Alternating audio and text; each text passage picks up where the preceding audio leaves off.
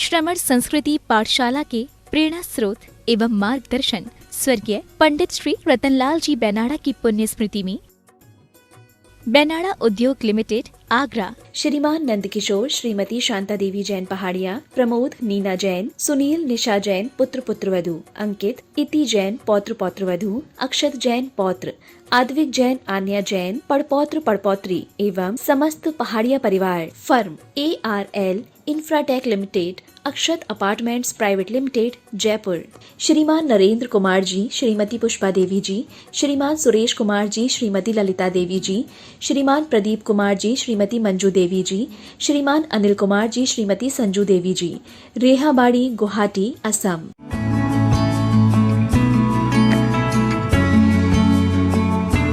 जय जिनेन्द्र नमिऊणवढ्यमाणं परमपाणं जिणं तिशुद्धेन वोच्छामिरयणसारं सायारिणयार्धं मीणं। पंच परमेष्ठी भगवान की जय। द्वादशांग जिनवाणी माता की जय। संत शिरोमणि आचार्य भगवंत श्री विद्यासागर जी महामुनिराज की, ग्रंथकार आचार्य भगवंत श्री कुंद कुंद स्वामी महाराज की, परम पूज्य गुरुदेव निर्यापक श्रमण मुनिपुंगो श्री सुधा सागर जी महाराज की, अढ़ाई द्वीपस्थ समस्त महामुनिराजों की जय। वर्णन चल रहा है लिंगम घेतूण किम करेदी।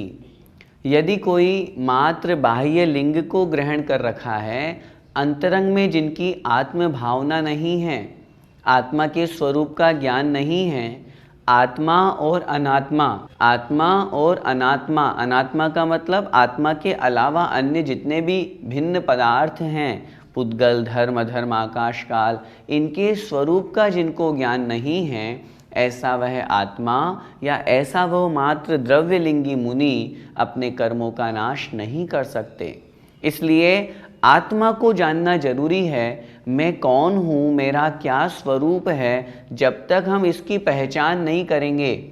मैं कौन हूँ, अगर मुझसे ये प्रश्न पूछा जाए तो सबका उत्तर क्या होता है? अपना नाम हम बताएंगे, अपना एड्रेस हम बताएंगे, लेकिन कहीं हमारे अंदर ऐसे भाव नहीं आते, वास्तव में मेरा स्वरूप ऐसा नहीं है, ये तो मेरी इस पर्याय का नाम है। जब मेरी मृत्यु होगी तो ये पर्याय यहीं रह जाएगी, अगली दूसरी पर्याय मुझे प्राप्त हो जाएगी, तब मेरा नाम भी बदल जाएगा। इसका मतलब मेरा मतलब आत्मा का ये स्वरूप नहीं है, आत्मा का ये स्वभाव नहीं है। उस आत्म स्वभाव को जानना परम आवश्यक है। उसी बात को आचार्य महाराज यहाँ कह रहे हैं। आइए देखते हैं गाथा नंबर 84। अपाणं पिणपेच्छदि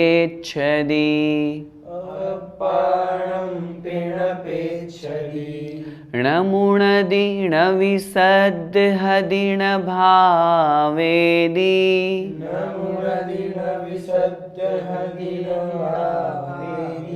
बहु दुख भार मूलम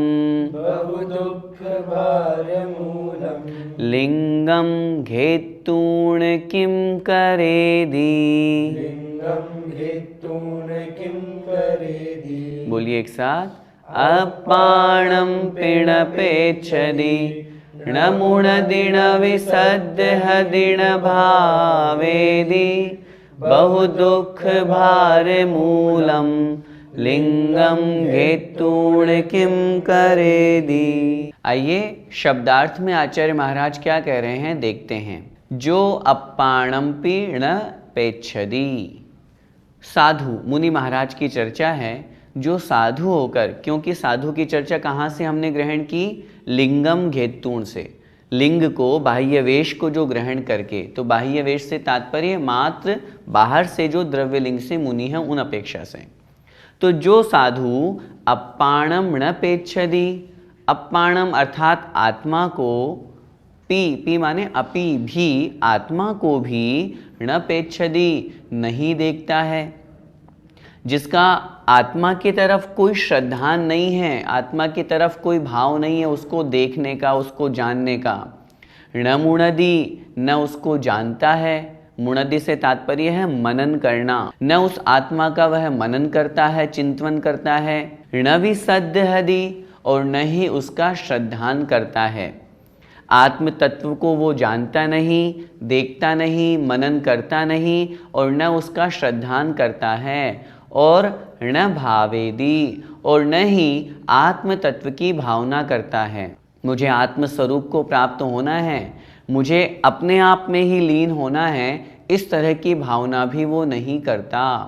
तब ऐसी स्थिति में बहुदुख भार मूलम, बहु माने अत्यधिक, दुख भार, दुखों रूपी भार का जो मूलम अर्थात कारण है। भार का शाब्दिक अर्थ समूह भी होता है। तो जो अत्यधिक दुखों से युक्त है, उसका जो कारण है, ऐसे लिंगम अर्थात मात्र बाह्य लिंग को, बाह्य वेश को घेतूण मतलब ग्रहण करके, धारण करके, किम करेदी, वह आत्मा क्या करता है? कुछ नहीं कर पाता। वह मुनि मात्र बाह्य वेश को धारण किए हुए है, और उस बाह्य वेश को धारण करने में कष्ट कितने होते हैं? सर्दी गर्मी सहन करना, भूख प्यास सहन करना, गमन करना है तो पैदल चलना, गाड़ी घोड़े में बैठना नहीं है। तो कष्ट तो बहुत सारे हैं, लेकिन वो इन कष्टों को ही सहन करता है, आत्म कल्याण नहीं कर पाता। क्यों नहीं कर पाता? क्योंकि आत्मा की भावना नहीं है, क्योंकि आत्मा के प्रति श्रद्धा नहीं, आत्मा को जानना नहीं, आत्मा को देखना नहीं, आत्म स्वरूप को प्राप्त करना नहीं। तब ऐसा बाह्य लिंग आत्म कल्याण में साधक नहीं बन करके मात्र दुखों का ही कारण बन के रह जाता है। और वह साधु होकर के भी, साधु कथन मात्र में साधु है, वो वास्तव में साधु नहीं है। गुणस्थान आदि की बात करेंगे तो उनका बाह्य लिंग है, द्रव्य लिंगी है, 1 से लेकर के 5 गुणस्थान तक ही है उनके। द्रव्य लिंगी के साथ में भावलिंग नहीं है, 6ठा 7वां गुणस्थान नहीं है। आत्मस्वरूप की भावना से रहित होने के कारण से वो उनके लिए मात्र दुख का कारण बनता है। कदाचित तप व्रत उपवास करने से या नग्न वेश धारण करने से, कुछ परिशह सहन करने से उनमें पुण्य की प्राप्ति तो हो जाएगी, संसार के सुख साधन तो मिल जाएंगे, लेकिन आत्म कल्याण नहीं होगा। भैया जी, आत्मा को तो सभी जानते हैं, फिर यहाँ किस प्रकार जानने की बात की गई है? आत्मा को तो सभी जानते हैं, सभी जानने का तात्पर्य है अन्य दर्शनों में भी आत्मा की चर्चा तो की गई है, लेकिन उस आत्मा के वास्तविक स्वरूप को जानना ये अलग बात है। जब हम जैन दर्शन और वास्तविक आत्मा के स्वरूप की बात करते हैं तो आचार्यों ने लिखा, आत्मा का स्वरूप ज्ञान दर्शन से युक्त है।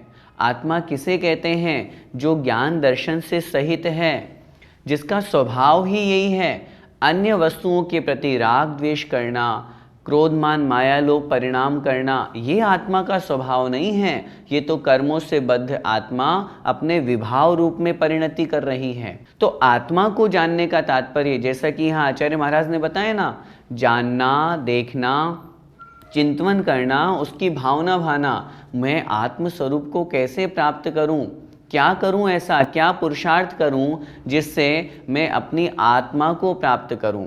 और इसके लिए हमें आत्मा के स्वरूप को जानना जरूरी है।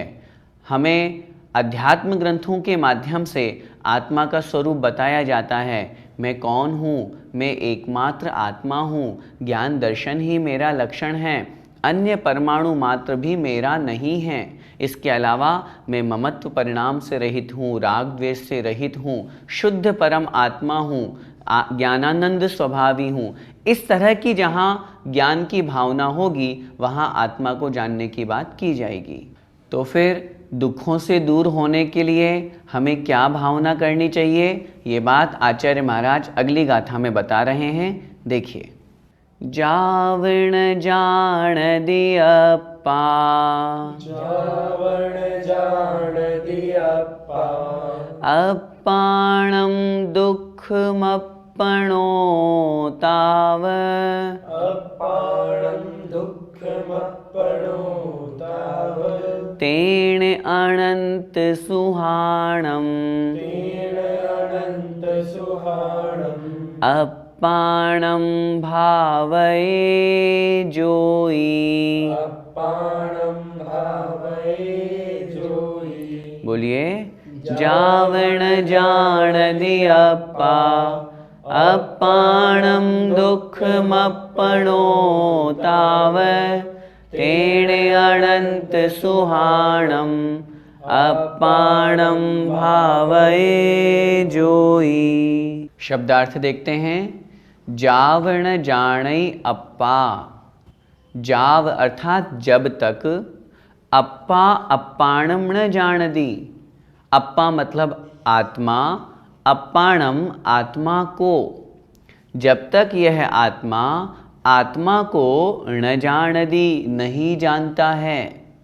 आत्मा को जानने का तात्पर्य आत्मस्वरूप को जानना, आत्मा के स्वभाव को जानना। और जब तक वह आत्मा उस आत्मा को नहीं जानता है, ताव तब तक क्या होता है? अपणो दुख, आत्मा को दुख ही होता है। आत्म तत्व कैसा है उसको जानना आवश्यक है। यदि नहीं जानेंगे तो संसार में भटकते रहेंगे और संसार में भटकने से उस आत्मा को दुख की ही प्राप्ति होगी, सुख नहीं मिलेगा। तो फिर क्या करें? तेण, इसलिए क्या करें? जोई मतलब जो योगी हैं, जो साधु हैं, मुनि महाराज हैं, जो योगों को अपने वश में किए हुए हैं, ऐसे साधु को क्या करना चाहिए? मात्र बाह्य वेश नहीं, उस बाह्य वेश के साथ में अनंत सुहाणम अप्पाणम भावये।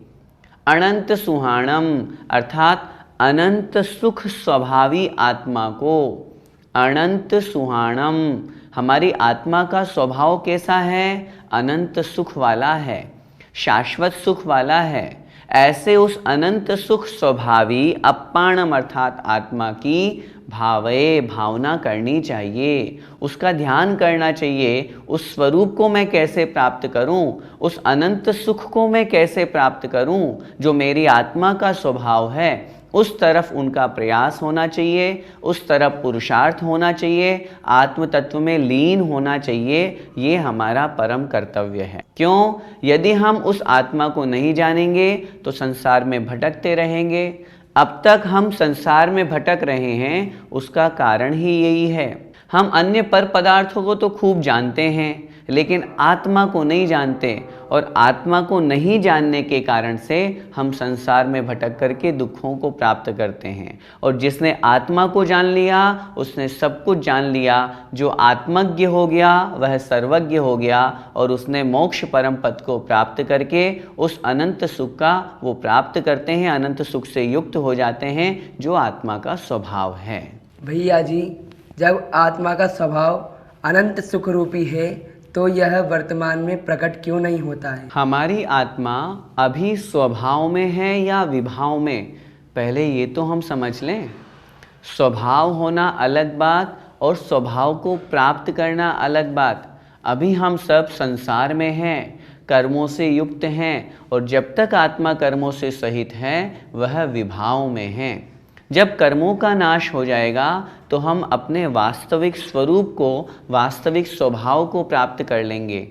अनंत सुख निश्चित रूप से आत्मा का स्वभाव है, लेकिन उस अनंत सुख को प्रकट करने में मोहनी कर्म आड़े आ रहा है। उस मोहनी कर्म के कारण से हम उस सुख को प्राप्त नहीं कर पा रहे हैं, अथवा अंतराय कर्म के निमित्त से उस अनंत वीर्य में, अनंत सुख में बाधा उत्पन्न हो रही है। इस दृष्टि से कर्मों से युक्त होने के कारण से हमारा आत्मा मोह से ग्रसित होने के कारण से उस स्वभाव को प्राप्त नहीं कर पा रहा। इसीलिए तो आचार्य महाराज यहाँ कह रहे हैं हमें आत्मा के स्वभाव को समझना है।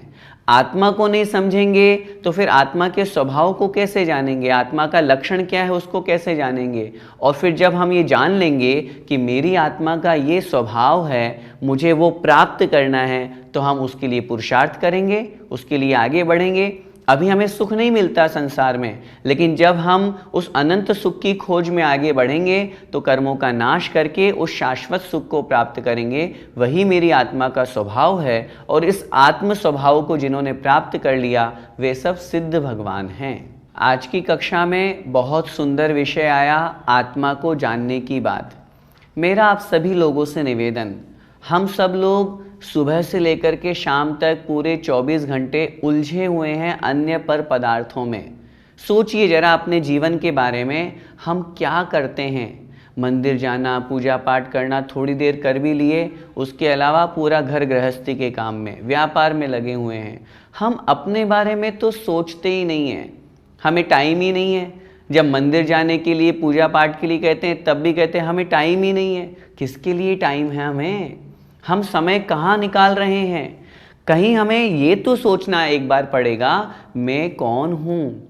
मैं आपसे निवेदन करना चाहता हूँ, अपने 24 घंटों में से हम पूरे 23 घंटे 55 मिनट अन्य पर पदार्थों के लिए निकालते हैं। वैसे तो 24 घंटे ही निकालते हैं सबके लिए, परिवार के लिए, शरीर के लिए, समाज के लिए, सब दूसरों के लिए कर रहे हैं, परोपकार में लगे हुए हैं। स्वोपकार कब करेंगे?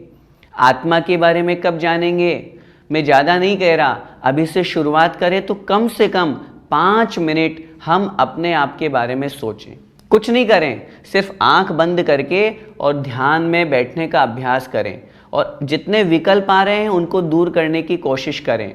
अन्य पर पदार्थ और स्वरूप समझें, ये शरीर मेरा है? नहीं नहीं, मेरा नहीं है। मेरा होता तो हमेशा मेरे साथ रहता। अन्य पर पदार्थ, मेरे रिश्तेदार, मेरे संबंधी सब मेरे हैं? नहीं, ये भी मेरे नहीं है। क्यों? ये मुझसे भिन्न है। मैं तो एकमात्र आत्मा हूँ और उस आत्मा के स्वरूप को जो हमने अभी समझा, उसका चिंतन करें, तब तो हमें अपने आप के बारे में समझने का समय मिलेगा। यदि हम अपने आप को समझेंगे तो सब कुछ समझ लेंगे, और यदि हमने अपने आप को नहीं समझा और सब कुछ को समझने का अभ्यास और प्रयास भी किया तो कुछ भी हाथ नहीं लगेगा। हम आत्मा को समझें, अपने स्वरूप को समझें। इसी मंगलमय भावना के साथ बोलिए द्वादशांग जिनवाणी माता की जय। जय जिनेंद्र।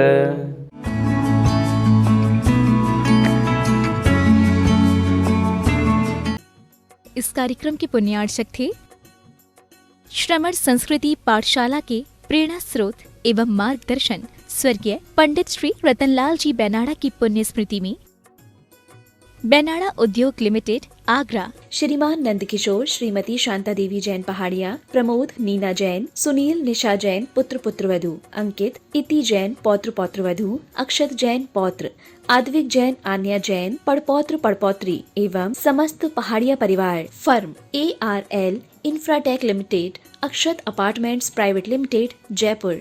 श्रीमान नरेंद्र कुमार जी, श्रीमती पुष्पा देवी जी, श्रीमान सुरेश कुमार जी, श्रीमती ललिता देवी जी, श्रीमान प्रदीप कुमार जी, श्रीमती मंजू देवी जी, श्रीमान अनिल कुमार जी, श्रीमती संजू देवी जी, रेहाबाड़ी, गुवाहाटी, असम।